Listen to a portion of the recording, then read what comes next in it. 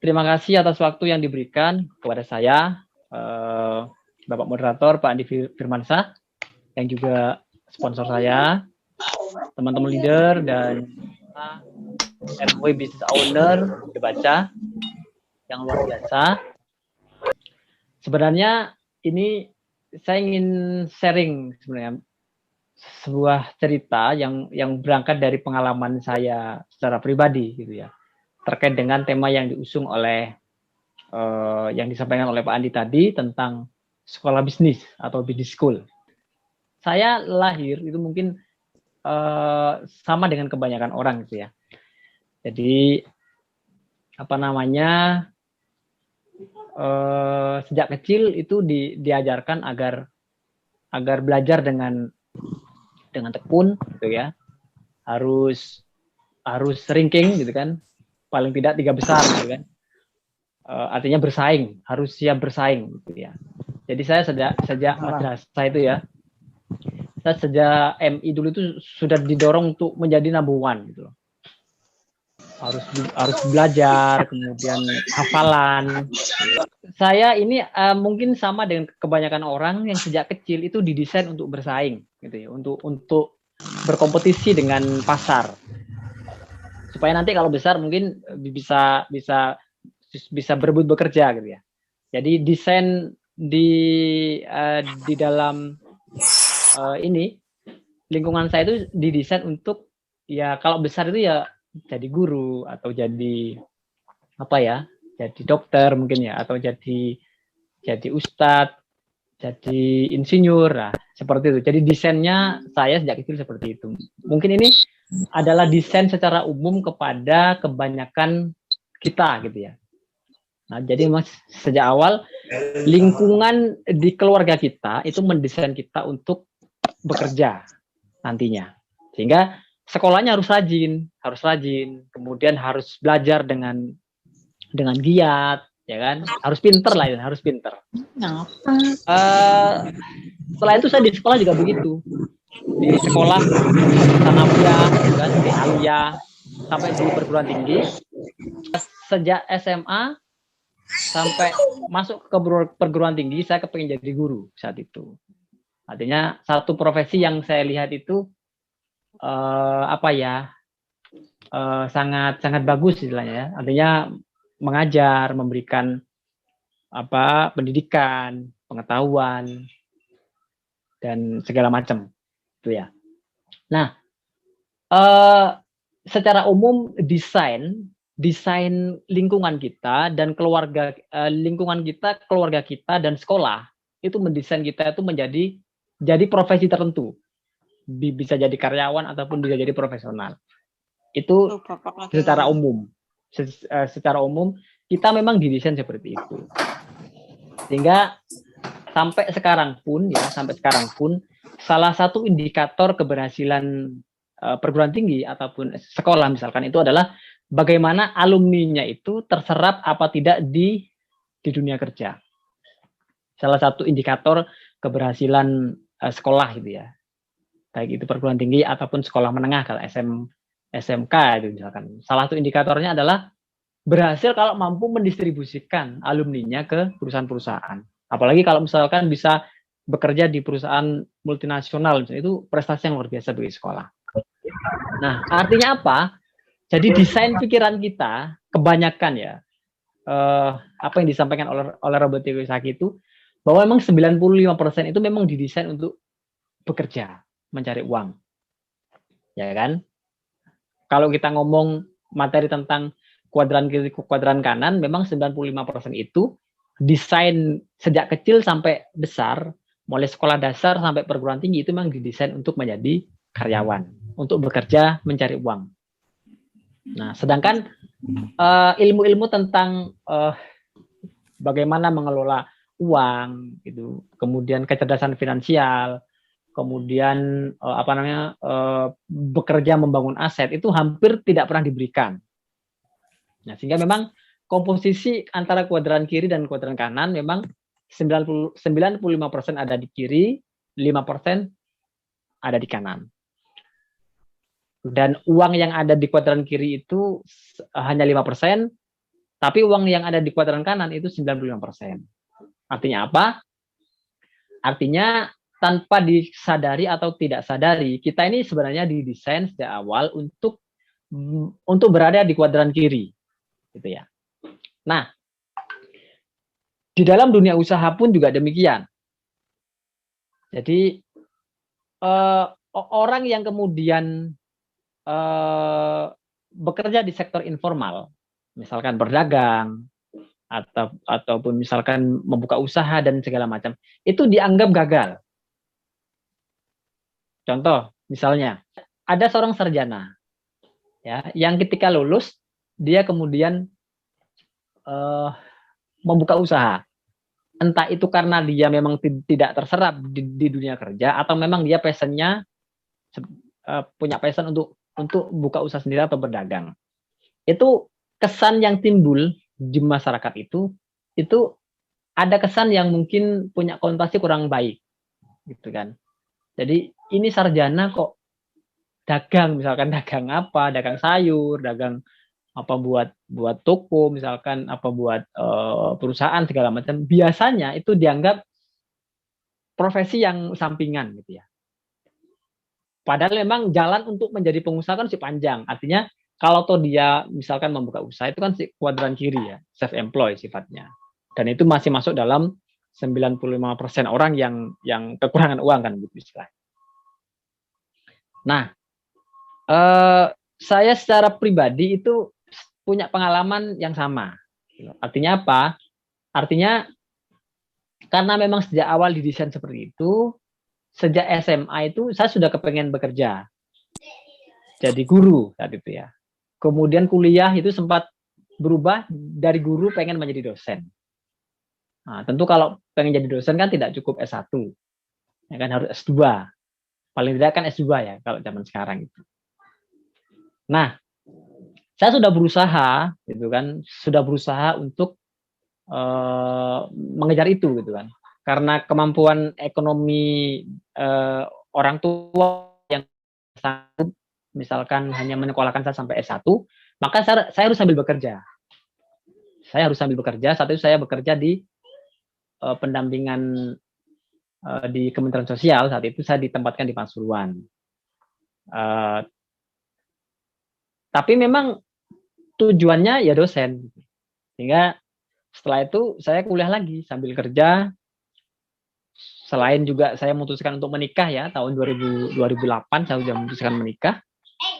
Itu kemudian saya bekerja, kemudian saya daftar kuliah. Itu ya.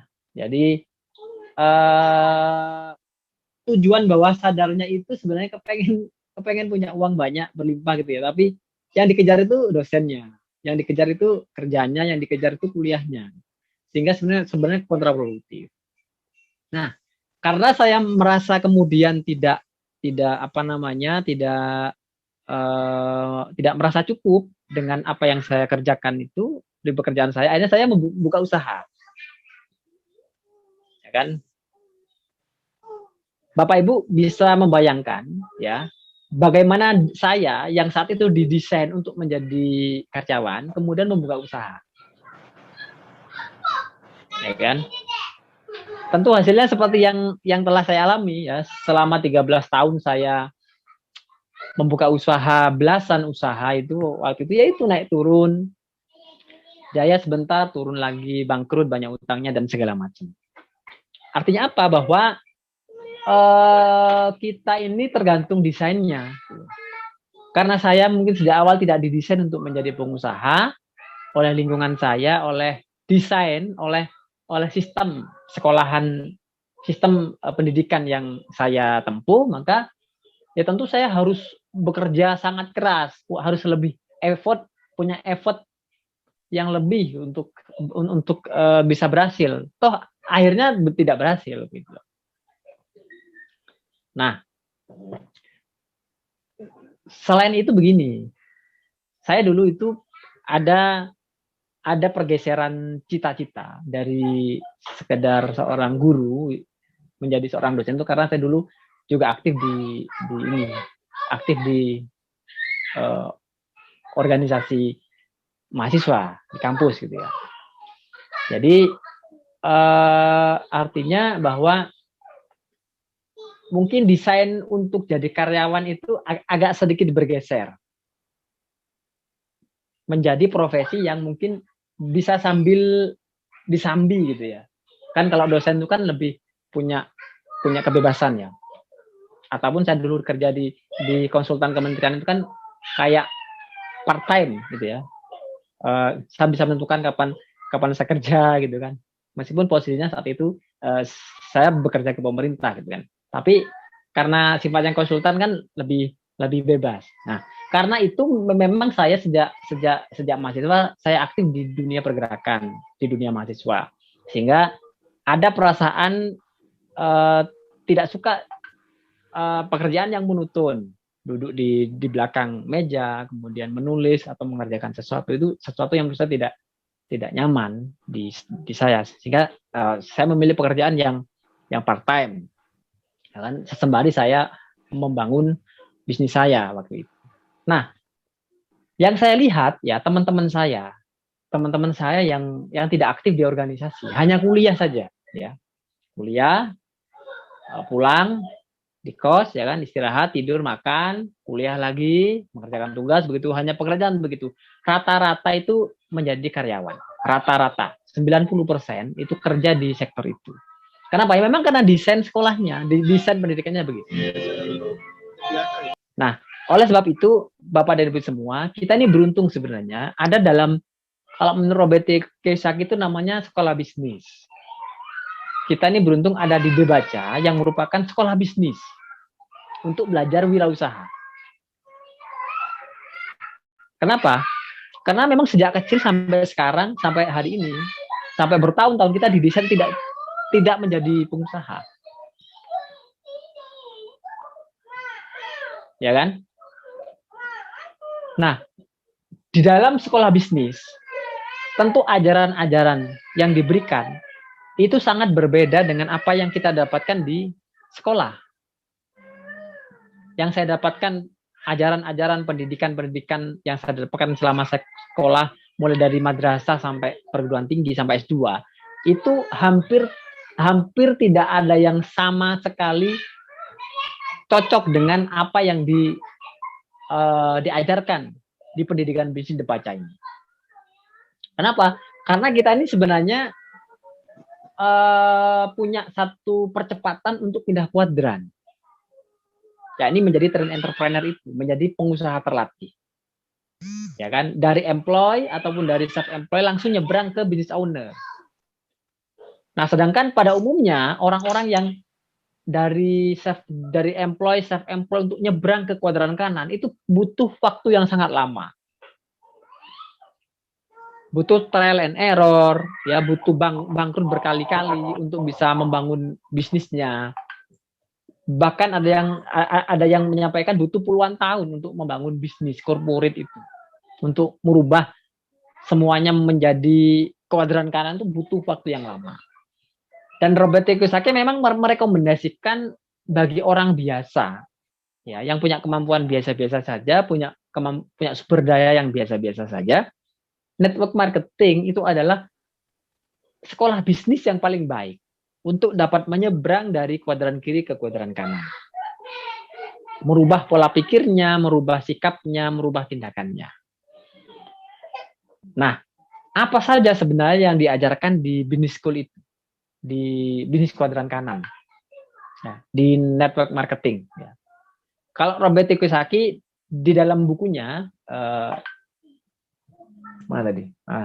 Jadi di dalam bukunya Business School itu ada 10 nilai yang membuat kita harus belajar bisnis di network marketing. Nanti Bapak Ibu bisa membaca sendiri ya, atau bisa googling 10 nilai yang ada di bisnis network marketing yang akan menjadi sekolah bisnis bagi seseorang yang menginginkan kehidupan yang lebih baik, punya bisnis sendiri, dan bisa menyeberang dari kuadran kiri ke kuadran kanan. Karena susah banget ya, Bapak Ibu. Sepengetahuan saya di dunia usaha itu, contoh ini ya, saya dulu punya bimbingan belajar. Ya, tergolong menengah ya. Saya kontrak tempat aja sampai 200 juta waktu itu. Kontrak tempatnya saja. Kalau bisnis sendiri, kita membangun sistem, kita harus ngurusin sendiri. Semuanya kita urus sendiri. Ngurusi kurikulum ya saat itu. Kurikulum kelas 1 sampai kelas kelas 3 sampai kelas berapa? Kelas 12. Ya kan, buat sendiri. Ada tim kurikulumnya. Ya kan? Kemudian penggajian karyawan kita harus punya accounting. Ya kan? Kemudian untuk promosi kita harus punya tim marketing. Ya, membuat penawaran-penawaran, presentasi ke sekolah-sekolah, atau iklan secara online, ataupun iklan secara offline, kirim-kirim brosur dan segala macam. Dari infrastruktur, kita harus punya bagian kebersihan di situ. Bagaimana menyiapkan ATK, membersihkan ruangan,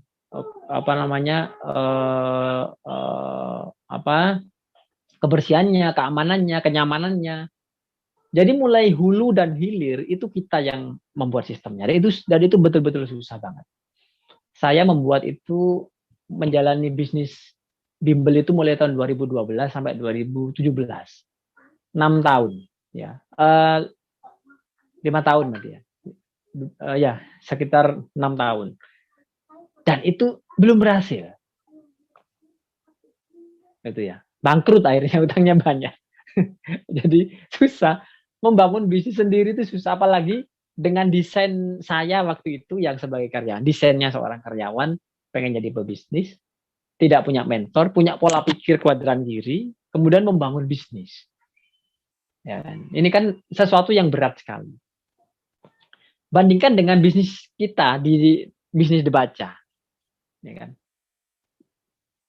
Jadi apa yang hari ini kita alami, apa yang hari ini kita dapatkan, circle yang kita buat hari ini itu adalah circle yang tepat untuk meningkatkan potensi kita agar bisa menyeberang dengan cepat dari kuadran kiri ke kuadran kanan, menjadi business owner itu tadi.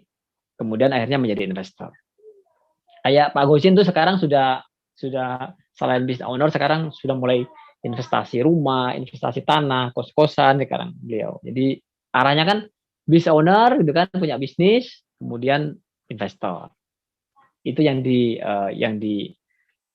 rekomendasikan oleh ahli keuangan Robert Kiyosaki. Nah, saya telah mencatat beberapa nilai yang saya anggap ini adalah satu nilai yang 180 derajat itu berbeda dengan desain kebanyakan orang, ya. Desain pola pikir, desain pendidikan yang kita dapatkan sebelumnya. Itu saya mencatat ada 9. Sebenarnya mungkin lebih ya. Nanti mungkin bisa dicari sendiri apa yang berbeda sebenarnya. Apa yang membuat business school ini berbeda dengan bisnis yang lain. Mungkin di antara kita mungkin ada yang bergabung ke ke komunitas bisnis. Misalkan HIPSI, HIPMI, ataupun Kadin, atau apapun ya. Jadi organisasi bisnis.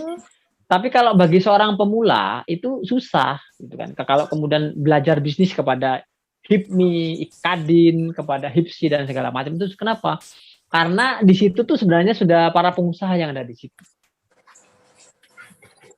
Yang ada di situ sudah punya komunitas usahanya, sudah punya usaha di situ itu. Dan tidak ada pendidikan bisnis yang terstruktur di sana. Hanya sibuk dengan organisasi asosiasinya saja gitu kan. Tidak ada sekolah bisnis yang real betul mengajarkan bisnis, mengajarkan pola pikirnya, mengajarkan sikapnya, tindakannya, ya kan, kebiasaan-kebiasaannya itu nggak ada. Saya pernah aktif di HIPSI, ya. Saya pernah jadi tahun 2014 itu saya jadi sekretaris Himpunan Pengusaha Santri Indonesia Jawa Timur. Ya, jadi saya waktu itu ini saya ada di lingkungan pengusaha ini, saya pengen belajar, nggak ada, ya kan, sibuk dengan organisasinya, ngisi acara sana, ngisi acara sini, ngasih motivasi ini, ngasih motivasi itu. Padahal kita sendiri sebenarnya butuh motivasi. Saya aktif di HIPSI itu 2014-2016. Jadi termasuk elit pengusaha Jawa Timur lah saat itu saya. Ini ya artinya Himpunan Pengusaha Santri Indonesia. Nah, jadi ada santrinya nih, alumni pesantren. Apa namanya istilahnya pengusaha-pengusaha anak orang-orang yang punya usaha yang alumni pesantren, HIPSI namanya. Sekarang sekarang juga masih ada organisasinya sudah ada. Nah, tapi saya tidak punya saya melihat tidak ada kontribusi langsung terhadap pengembangan bisnis saya, nggak ada. Organisasi semacam itu hanya membuat kita lebih pintar berorganisasi, bukan lebih pintar berbisnis. Nah, Bapak dan Ibu semua, saya sudah coba membuat review atau membuat satu kesimpulan kenapa kita ini beruntung ada di bisnis school The Baca ini. Yang pertama, Bapak Ibu, di bisnis school The Baca ini kita diajarkan untuk bekerja membangun aset, tidak bekerja mencari uang. Nah, desain saya sejak awal itu ya bekerja mencari uang, jadi karyawan, ya kan, atau jadi profesional. Kalau kita bekerja, maka kita mendapatkan uang. Kalau tidak bekerja, tidak mendapatkan uang. Kalau nanti dapat pensiun itu jatuhnya banget ya, hanya mendapatkan 20% dari penghasilan kita sebelumnya. Ya. Jadi di sini kita didesain untuk bekerja membangun aset. Pada awalnya ya akan ada pertentangan gitu kan. Kenapa? Karena kita sudah biasa bekerja langsung mendapatkan hasil. Ya kan? Kenapa ini banyak yang rontok? Ya, dapat 1 bulan, 2 bulan, 3 bulan, 4 bulan, 5 bulan udah berhenti. Kenapa? Karena belum siap dengan satu pola baru dalam bekerja. Karena sejak awal desainnya adalah bekerja mencari uang. Karena dianggap sudah lama bekerja di MW, membangun bisnis, tapi kok tidak menghasilkan, gitu kan? Sehingga berhenti. Kenapa? Karena masih punya pola pikir lama. Kepengennya cepat, kepengen cepat dapet, ya kan? 1 bulan 2 bulan berkabung, kalau bisa sudah dapat bonus, kalau bisa sudah. Nah, jadi dibandingkan, jadi ada pertarungan pola pikir lama dengan pola pikir baru. Di mana pola pikir lama mengajarkan kita bekerja untuk menghasilkan uang, sedangkan di business school bekerja membangun aset. Pada saatnya ketika asetnya sudah jadi, kalau kita mau berhenti bekerja, uang itu akan tetap bisa kita hasilkan. Beda dengan bekerja mencari uang, kita menukar waktu kita untuk uang, dan ketika kita tidak bekerja, maka uang itu tidak akan kita dapatkan. Itu di kuadran kiri. Ya, sangat berbeda ya, sangat berbeda sekali kan dengan ajaran kita waktu di keluarga ataupun waktu di desain di sekolah kita. Itu yang membuat banyak yang rontok karena tidak siap dengan perubahan pola pikirnya. Yang kedua adalah berpikir terbalik. Ya, jadi ada istilah membayar diri sendiri baru membayar orang lain. Semakin tidak punya uang, semakin perlu untuk belanja dan hadir di seminar. Ini sesuatu yang pasti akan bertentangan dengan pola pikir lama kita, karena kita ini sedang dididik, gitu ya. Nah, bedanya motivator sama coach, ya kalau motivator itu, oh bagus. Kalau coach itu dia menunjukkan jalannya, ya kan? Orang-orang top dunia, ya petinju Mike Tyson, atlet papan atas Ronaldo, Messi, itu punya pelatih di belakang. Semuanya punya pelatih. Bahkan seorang ustadz itu punya pelatih, ya, punya mentor. Di belakangnya dia punya mentor. Dan syukur sekali kita di The Baca ini punya mentor, ya kan? Nah, membayar diri sendiri ini kan kayak jadi berbeda dengan apa yang ada di pikiran kita, gitu kan? Kalau misalkan ada uang 500.000 ya kan untuk digunakan membayar hutang sama 500.000 kemudian digunakan untuk belanja produk MW, tentu kita pikiran lama kita kan ya ini untuk bayar SPP kan begitu. Padahal SPP itu adalah sudah ada di pikiran bawah sadar kita. Sedangkan belanja itu masih belum ada di pikiran bawah sadar kita. Seperti yang telah disampaikan, kalau kita memilih untuk SPP, pasti kita tidak belanja. Tapi kalau kita memilih belanja, pasti SPP itu nanti akan terbayarkan. Kenapa? Karena sudah ada di bawah sadar kita. Kita dididik untuk membuat kebiasaan-kebiasaan baru, habit. Ya, motivasi itu hanya akan membuat Anda bergerak. Tapi yang merubah segalanya itu adalah kebiasaan. Kebiasaan itu yang harus dirubah. Kebiasaan lama yang pola pikir lama itu harus diganti dengan pola pikir baru. Orang-orang yang berhasil itu nanti seperti itu. Dia sudah berani untuk menciptakan kebiasaan-kebiasaan baru yang berbeda dengan kebiasaan-kebiasaan lama sebelumnya. Nah, belanja produk MW itu kan, padahal kan sebenarnya kan mengalihkan belanja kebutuhan rumah tangga kan. Ada sabun, ada odol, ada sampo, ada deterjen, ada cuci piring, ada untuk cuci mobil, cuci motor, suplemen kesehatan, artistry, itu kebutuhan sehari-hari kita sebenarnya. Nah, di Debaca ini kita dididik untuk berpikir terbalik. Ya. Kenapa? Karena berpikir biasa itu sudah membawa saya dulu seperti sebelumnya.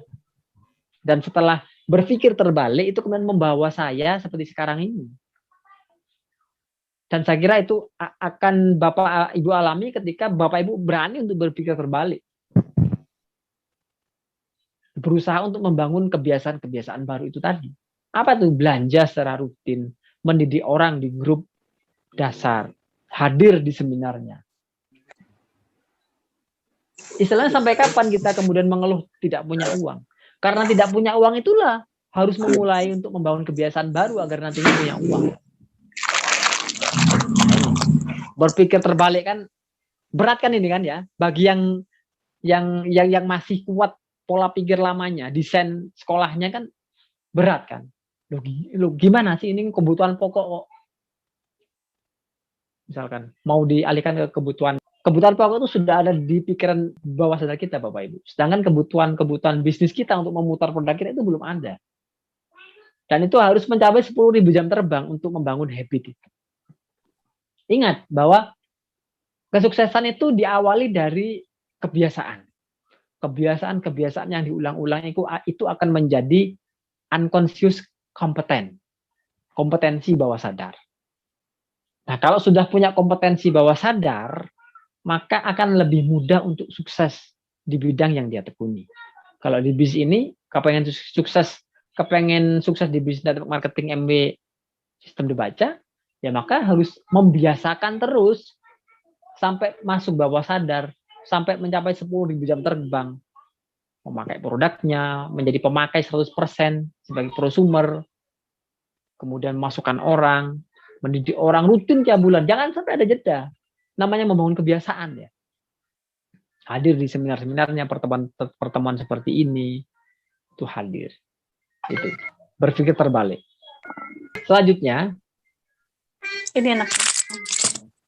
Untuk sukses kita harus mensukseskan orang lain. Ya, ini ajaran yang berbeda. Dulu di sekolah itu kalau mau sukses harus mengalahkan orang lain. Kalau kamu mau ranking 1, maka temanmu harus ranking 2. Kalau kamu mau ranking 2, maka kompetitormu harus ranking 3. Anda menang kalau mampu mengalahkan orang lain. Itu ajaran desain kita. Desain kebanyakan orang. Kita didesain untuk berkompetisi, ya kan? Didesain untuk mengalahkan orang lain. Berdebat harus menang. Ya kan? Beda dengan di kuadran kanan.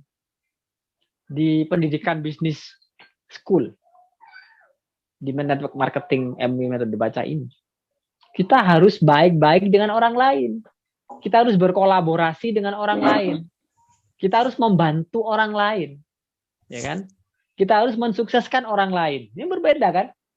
Berbeda desainnya. Kalau tidak biasa ini kayak bertentangan.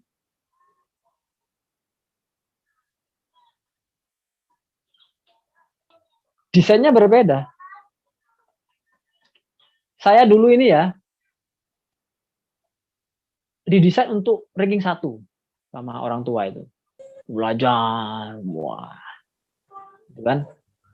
Gak boleh contoh-contohan. Kalau contoh-contohan dihukum. Gak boleh kolaborasi. Individualisme. Kita didesain untuk individualis, untuk egois.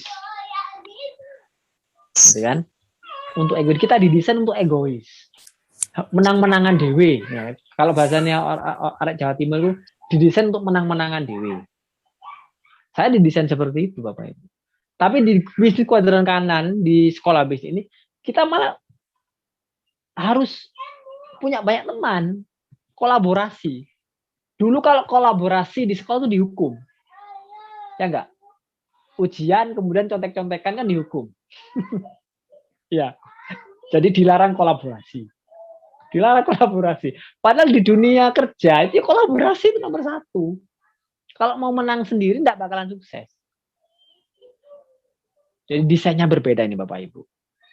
Sehingga memang perlu mengosongkan gelas. Ya, karena seumur hidup kita didesain berbeda dengan apa yang diajarkan di sekolah bisnis dibaca ini. Ya. Pak Gozen itu bisa sukses karena dia bisa membantu orang lain untuk sukses. Gitu ya. Punya 5 kaki platinum, hampir diamond kan. Kenapa Pak Gozen sukses? Karena dia membantu orang lain untuk sukses. Kalau di luar sana, di dunia kerja, di instansi, di perusahaan, Anda mau jadi kepala sekolah harus mengalahkan kompetitor Anda. Ya enggak? Betul kan? Kita mau jadi manajer di sebuah perusahaan, kita harus bisa mengalahkan teman-teman kita. Itu desain kita memang begitu. Ya tidak salah, gitu kan? Tapi kalau kita kepengen pindah kuadran, ya harus meninggalkan pola pikir seperti itu. Jadi saya membandingkan ini bukan atas mana yang lebih benar loh. Tidak ya. Jadi perbedaannya antara kita yang hari ini dididik di bisnis kuadran kanan, di sekolah bisnis dengan desain kebanyakan orang di luar sana. Jadi sangat beda. Di luar kita akan sukses kalau bisa mengalahkan orang lain. Bisnis, membuka bisnis, saya dulu membuka warnet, membuka warung makan, membuka bimbel. Ya, saya ini akan sukses kalau saya mengalahkan warnet-warnet yang lain, mengalahkan bimbel-bimbel yang lain, mengalahkan warung-warung yang lain. Itu desain saya waktu itu. Meskipun pada akhirnya saya kalah, gitu. Tidak berhasil di bisnis lama saya. Nah, selanjutnya adalah selalu berpikir positif, ya. Bahkan kepada orang-orang yang meremehkan kita, kepada orang-orang yang menolak kita. Ya, Pak. Disuruh berpikir positif, ya kan? Berbeda dengan saya dulu, ya, di kampus itu saya diajarkan untuk berpikir kritis, mengkritisi orang lain, melihat kejelekan orang lain, mengkritik pemerintah salah, kebijakannya tidak pro rakyat. Nah, kayak gitulah aktivis-aktivis saya nih. Saya tidak ngomong orang lain ya, saya ngomong saya sendiri.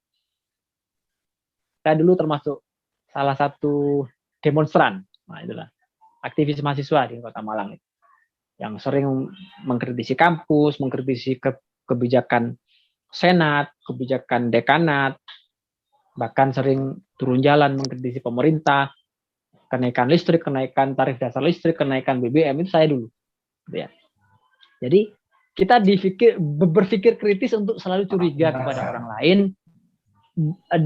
Saya waktu itu diajarkan untuk berpikir membongkar kejelekan, kesalahan, kebobrokan orang lain, sistem dan segala macam. Tapi di sini kita disuruh berpikir positif. Feel good. Ya, tidak mengeluh. Apapun kondisinya kita diajarkan untuk tidak mengeluh. Feel good. Karena ini termasuk ilmu pikiran. Kita adalah magnet, yang pikiran kita adalah magnet yang menarik apa-apa yang dominan dalam pikiran kita. Kalau kita ini pikirannya negatif, maka akan menarik sesuatu yang negatif. Kalau pikiran kita positif, akan menarik sesuatu yang positif. Kalau pikiran kita ini dipenuhi dengan putus asa, pesimis, tidak yakin, ya itu yang akan hadir. Takut gagal, ya itu yang akan datang. Nah, kita diajari untuk feel good, berpikir positif. Apapun keadaannya, selalu berpikir positif, berkata-kata positif, berpikir positif, bersikap positif. Ya. Jadi luar biasa. Kan? Sesuatu yang mungkin berbeda dengan apa yang saya alami dulu. Gitu kan? Harus melihat sisi jeleknya dulu. Tapi di sini kita diajarkan untuk kembali ke diri kita sendiri. Introspeksi diri. Memperbaiki diri. Sebelum memperbaiki keadaan, perbaikilah diri sendiri. Untuk memperbaiki orang lain, perbaikilah diri sendiri. Kalau dulu begini, untuk memperbaiki keadaan harus merubah orang lain, mengkritik orang lain. Kalau di business school gitu ya, kita dididik untuk berpikir positif, selalu introspeksi diri. Ya, bahkan pada orang-orang yang menolak kita. Jadi orang-orang yang menolak kita pun kita harus berpikir positif. Seperti yang disampaikan oleh Pak Dokter, ya, bahwa ada dua jenis orang yang akan kita temui. Yakni orang-orang yang akan membangun diri kita dan orang-orang yang akan membangun bisnis kita. Artinya, orang yang menolak kita, itu kita sikapi secara positif. Karena mereka itu adalah orang-orang yang membangun kepribadian kita. Membangun diri kita, membangun kesabaran kita. Positif kan? Kalau di luar sana, desain kita dulu. Kalau ditolak orang itu ya negatif, kita kurang ajar, begini ditolak kan begitu istilahnya. Kalau di sini kita diajarkan untuk berpikir positif. Mereka itu adalah orang-orang yang membangun kepribadian kita, membangun diri kita, membangun kepemimpinan kita. Dan orang-orang yang membangun bisnis kita itu adalah orang yang menerima kita. Sama-sama sudut pandangnya aja yang berbeda. Ya, sudut pandang negatif sama sudut pandang positif. Di bisnis kuadran kanan kita desain untuk belajar berpikir positif. Bahwa orang-orang yang menolak kita itu tidak apa-apa, itu membangun diri kita. Dan orang-orang yang menerima kita itu adalah orang-orang yang akan membangun kita. Sehingga kita harus merawatnya, harus membangun hubungan baik, harus membimbing mereka untuk bisa sukses. Ya. Nah, nilai yang nomor 5 ya, itu kita difokuskan untuk membangun investasi leher ke atas. Ya. Apa? Soft skill. Kita diajarkan untuk belajar people skill, ya kan? Kita didorong untuk meningkatkan kepemimpinan, ya, memiliki mindset yang positif, punya attitude yang baik, ya kan? Jadi kita didorong untuk mengembangkan kapasitas diri kita. Dengan apa? Ya, dengan apa? Nah, dengan pendidikan yang sudah didesain, baik di grup bimbingan dasar, di grup lanjutan, di FCA Academy, di grup leader, ya kan? Kalau di SP Above itu di grup Avenger, kita ini dididik untuk mengembangkan soft skill, bukan hard skill. Lebih kepada soft skill, ya kan? Dan ini berbeda dengan pendidikan bisnis yang lain. Kalau pendidikan bisnis yang lain itu kan biasanya pelatihan berternak lele, teknis kan, pelatihan menanam sayur organik dengan sistem hidro teknis. Kalau di debatnya tidak diajarkan hal teknis. Hal teknis itu diajarkan tapi tidak bukan yang mayoritas. Bukan yang utama. Yang utama itu adalah soft skill-nya. Belajar berkomunikasi dengan baik, belajar menulis dengan baik, belajar persuasi, belajar berempati kepada orang lain. Ya kan? Diajari soft skill. Disuruh membaca materi-materi, membaca video-video, mendengarkan audio, ikut pelatihan-pelatihan untuk pengembangan diri.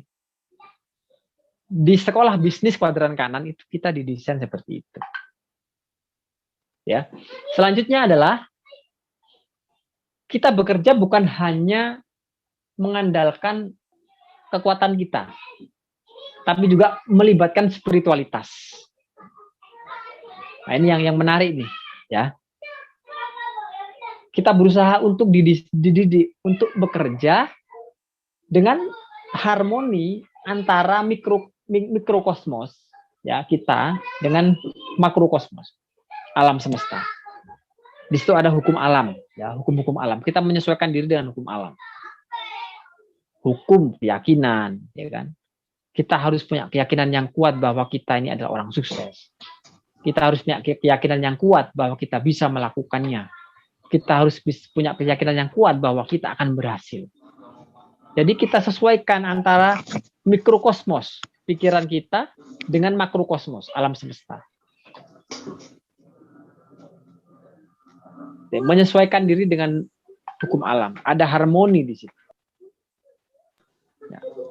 Hukum kepercayaan, kita harus percaya bahwa kita bisa. Ya kan? Kita harus percaya bahwa kita akan bisa mencapai apa yang kita inginkan.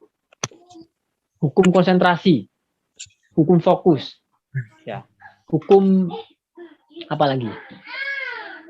Ya, hukum law of attraction.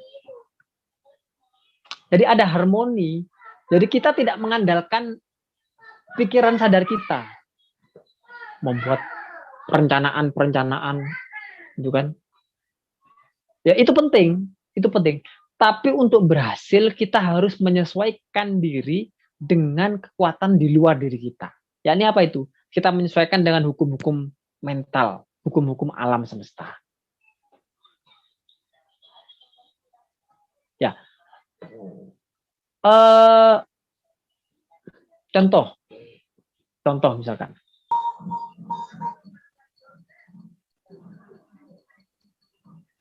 Kita mengelola, memasukkan orang ke grup dasar. Ya. Jadi kepentingannya itu bukan ansih kita ingin membesarkan bisnis kita. Tapi di situ ada nilai. Ada nilai-nilai bahwa kita membantu orang lain. Jadi memasukkan orang itu bukan ansih untuk kepentingan pribadi kita agar punya bisnis yang besar, agar punya jaringan yang besar. Tapi kita menyesuaikan diri dengan hukum alam, hukum memberi. Ya, hukum menanam, hukum menabur, hukum kompensasi. Jadi matching. Jadi tidak hanya keperluan ego kita. Tidak hanya kepentingan diri kita, gitu kan? Tapi juga melibatkan satu tata nilai. Kita membantu orang lain, kita menanam yang nantinya kita akan menuai. Kita memberi yang nantinya kita akan menerima. Itu ya. Jadi ini sesuatu yang menurut saya tidak banyak diajarkan di luar sana. Ya. Tidak banyak diajarkan di luar sana. Jadi kita bekerja dengan satu sistem nilai yang sinergis dan harmoni. Nah, selanjutnya ya, di business school ini kita diajarkan untuk melakukan kesalahan sebanyak mungkin. Nah, ini berbeda ini. Ya, berbeda dengan dulu. Dulu kalau sekolah itu salah dihukum ya. Kalau salah mengerjakan tugas itu dapat 5 atau dapat 4 merah gitu ya, salah dihukum. Itu sistem desain sekolah kita, desain lingkungan kita. Kalau di sini malah kita dianjurkan untuk banyak melakukan kesalahan. Artinya apa? Harus banyak mencoba. Jangan takut salah. Desain kita sejak awal itu, kita didesain itu tidak boleh salah. Ya kan? Jadi sekolah itu standarnya kita tidak boleh salah. Kalau salah ya tidak naik kelas. Ya kan? Kalau salah dapat nilai jelek. Kalau salah dihukum, kalau dulu mungkin saya dijewer gitu kan, salah, jewer, melakukan kesalahan. Tapi kalau di bisnis ini, di sekolah ini, kita malah dianjurkan untuk melakukan kesalahan sebanyak mungkin. Ya, aneh ya, tentu aneh, suruh salah gitu kan. Ternyata di kuadran kanan beda sama kuadran kiri. Budayanya beda. Pola-polanya berbeda. Ajarannya berbeda. Desain kita berbeda. Sehingga ada orang yang kaget dengan desain ini. Karena desain lama sangat kuat pada dirinya, kemudian mengetahui ajaran-ajaran baru ini, ya udah mundur tanpa berita.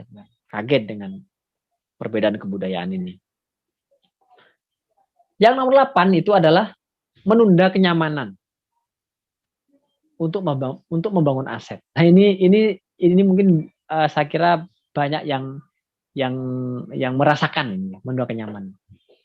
Ada survei yang mengatakan bahwa seseorang yang bekerja itu cenderung kepengen langsung menikmati apa yang dia dapatkan. Ya kan, sehingga ya meskipun sebenarnya dia belum mampu. Belum mampu membeli mobil kredit, belum mampu membeli rumah kredit. Ya kan? Kepengen segera hidup nyaman.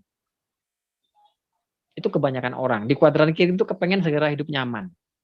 Meskipun dengan penghasilan aktifnya. Nah, di kita itu kita dididik untuk menunda kenyamanan dulu.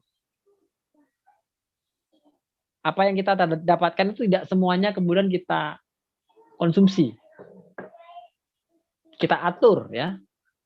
Ini terkait dengan materi kecerdasan finansial. Kita harus betul-betul paham mana aset, mana beban. Ya kan? Mana pendapatan aktif, mana pendapatan pasif. Nah, kebanyakan orang itu sejak awal tuh didesain untuk segera memiliki sesuatu yang dia inginkan untuk bisa hidup nyaman. Survei membuktikan bahwa 90%, ya, mohon maaf, 90% sertifikat PNS itu digadaikan.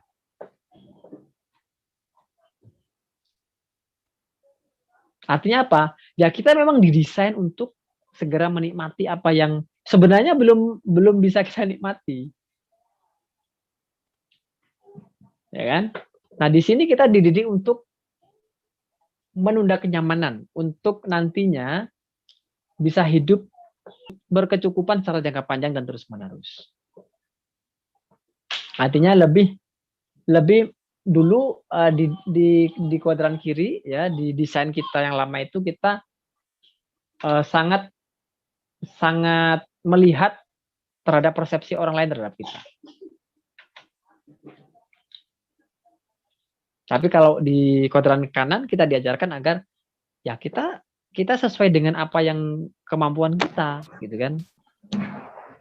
Karena kita sedang membangun aset, kita harus menunda kenyamanan itu. Kita tidak menikmati dulu apa yang kemudian kita inginkan. Ada istilah kebutuhan itu sebenarnya sederhana, tapi keinginanlah yang membuatnya menjadi rumit. Ya. Kalau hanya kebutuhan aja sebenarnya cukup, tapi karena keinginan sehingga semuanya menjadi rumit. Nah, di kuadran ini kita dididik untuk hidup sederhana. Ya.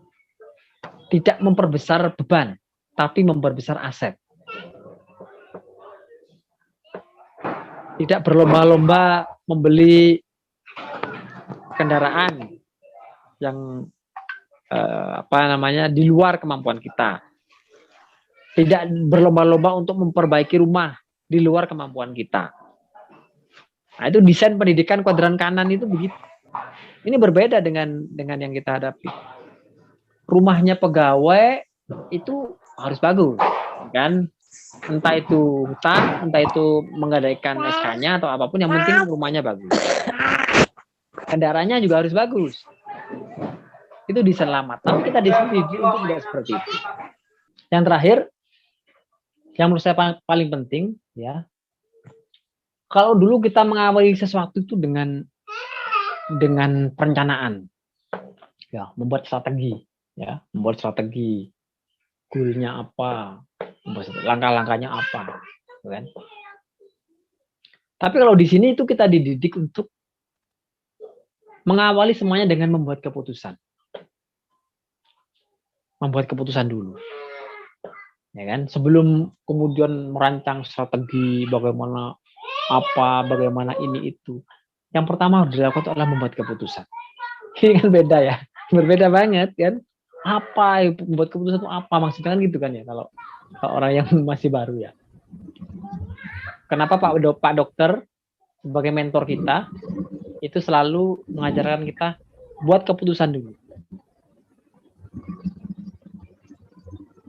Apalagi kalau kita merasa itu kita tidak mampu. Misalkan, waduh ini saya berat ini Pak, belanja produk MW 1 juta per bulan ini. Ya, sudah ngomong berat, ya. Sudah ngomong, menyampaikan self talk. Ya itu yang akan terjadi.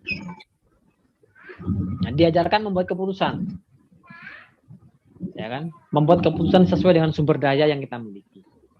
Saya memutuskan tiap bulan belanja Rp500.000 untuk menggerakkan roda saya. Buat keputusan dulu.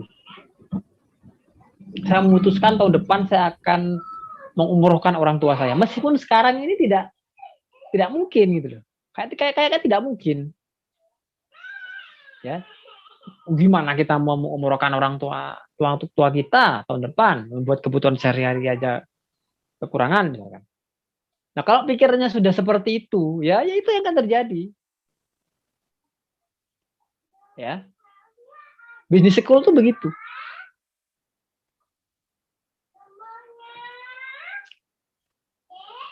Ya kan? Mengimajinasikan apa yang kita inginkan. Karena kayak aneh ya. Mungkin kalau di kuadran kiri dianggap aneh. Ya kan? Mengimajinasikan. Kita kepengen mengumrohkan orang tua kita, ini berimajinasi. Membuat visualisasi bahwa tahun depan saya akan mendaftarkan umroh orang tua saya di sini pada tanggal ini, pada bulan ini. Itu divisualisasikan, diimajinasikan. Tahun depan saya akan silver producer.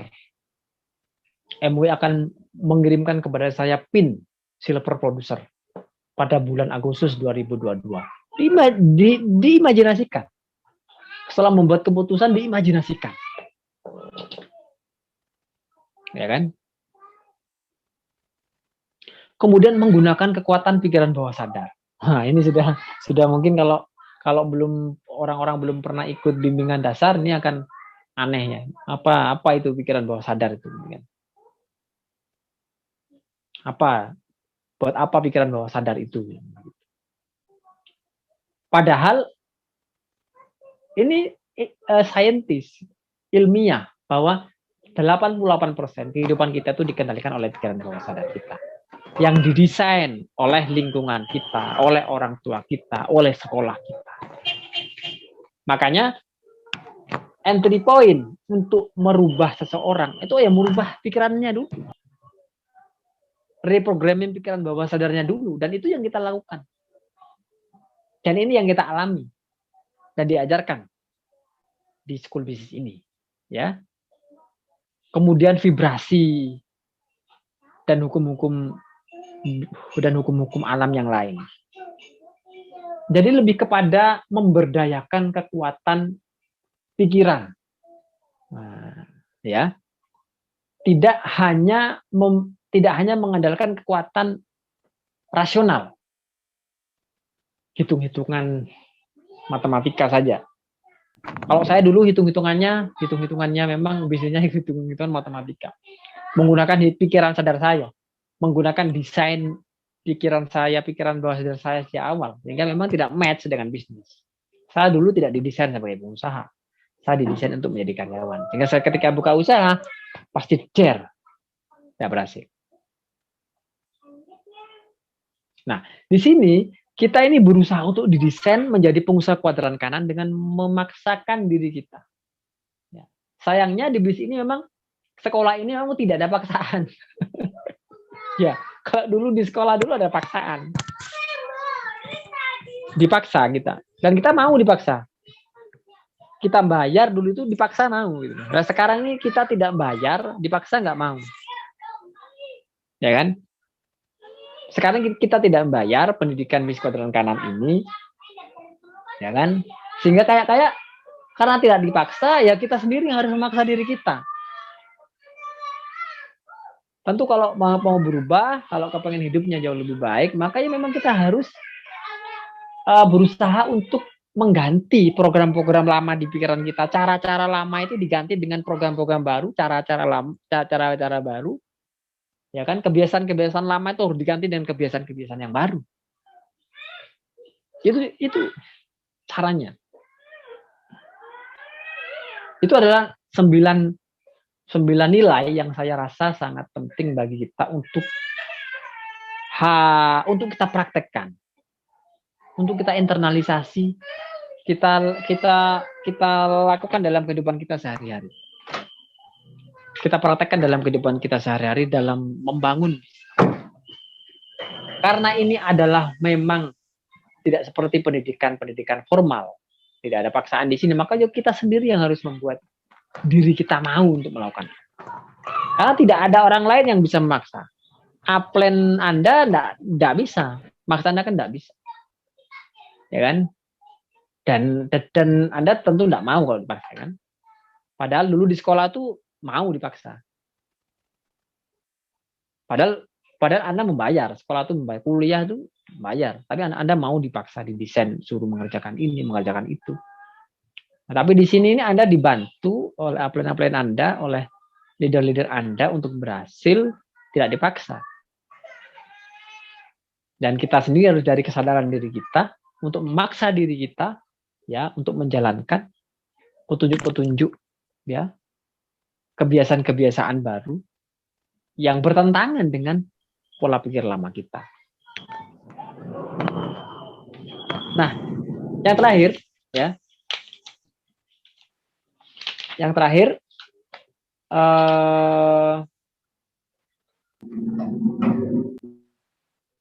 saya sangat bersyukur saya sendiri, ya,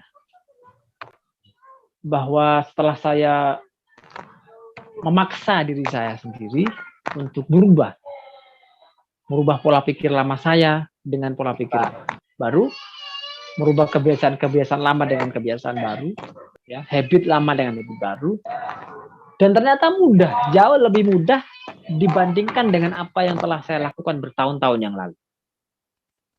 Jadi bisnis MW ini jauh lebih mudah, jauh banget dibandingkan bisnis-bisnis yang saya jalankan belasan tahun yang lalu.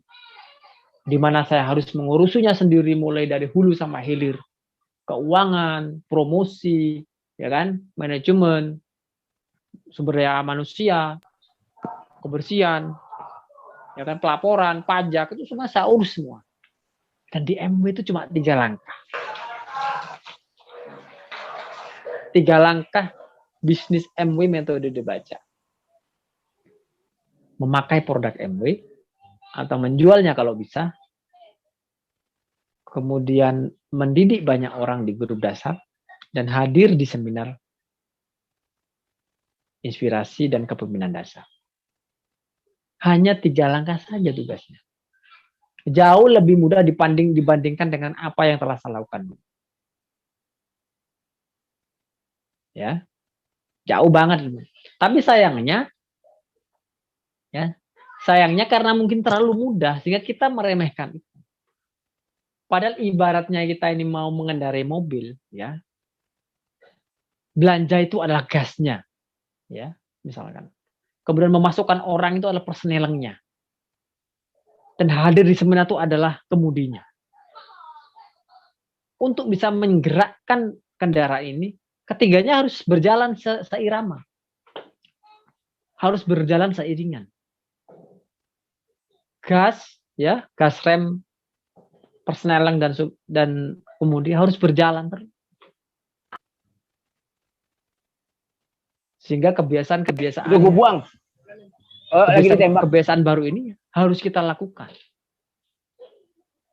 Apalagi menjelang akhir bulan ini, ya.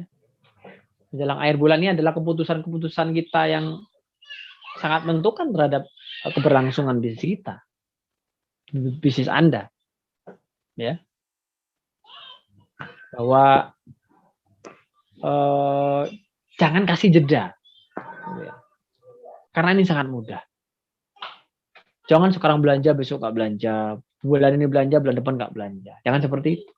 Konsistensi, kebiasaan itu tanpa jeda.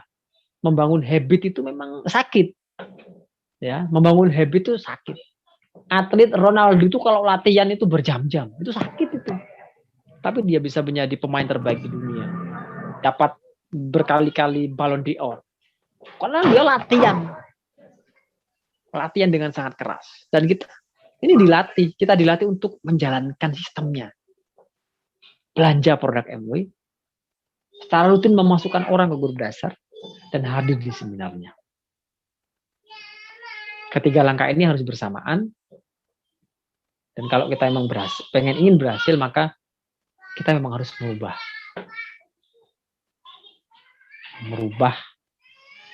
desain kita yang lama dengan desain yang baru, cara kita yang lama dengan cara yang baru, sekolah kita yang lama dengan sekolah kita yang baru, kebiasaan kita yang lama dan kebiasaan yang baru.